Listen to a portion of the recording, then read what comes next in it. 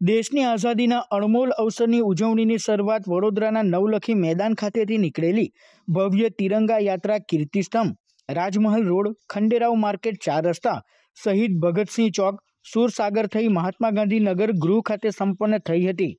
આ 3 કિલોમીટરના અંતરમાં 2 કિલોમીટરની ભવ્ય તિરંગા યાત્રા માર્ગો પર નીકળી હતી। આ યાત્રાની શરૂઆત ભારત માતા કી જય અને આઝાદીના ગીતો સાથે થઈ હતી। નવલખી મેદાન ખાતેથી નીકળેલી ભવ્યથી ભવ્ય તિરંગા યાત્રામાં મોટી સંખ્યામાં લોકો જોડાયા હતા। આઝાદીના ગીતો સાથે નીકળેલી તિરંગા યાત્રાના પગલે સમગ્ર શહેર દેશભક્તિના રંગમાં રંગાઈ ગયું હતું। આ તિરંગા યાત્રાને રાજ્યના ગૃહમંત્રીએ તિરંગો ફરકાવીને પ્રસ્થાન કરાવ્યું હતું। નાના નાના ગામોમાં ક્યાંક 5-25 લોકો તો ક્યાંક હજારોની સંખ્યામાં તિરંગા યાત્રા રૂપે લોકો સાથે મળીને એક જ અવાજ, ભારત માતા કી જય, ભારતની ઉન્નતિ માટે દેશભક્તિના રંગમાં રંગાયેલા ગુજરાતના સૌ નાગરિકોનો આજે હું આભાર માનું છું। અને ખાસ કરીને વડોદરાના શહેરીજનોને હું ખૂબ ખૂબ આભાર માનું છું। આ દેશભક્તિનો રંગ જ એવો છે, એ રંગે રંગાવવા માટે કોઈ બસ અને ટેમ્પા ના મૂકવા પડે।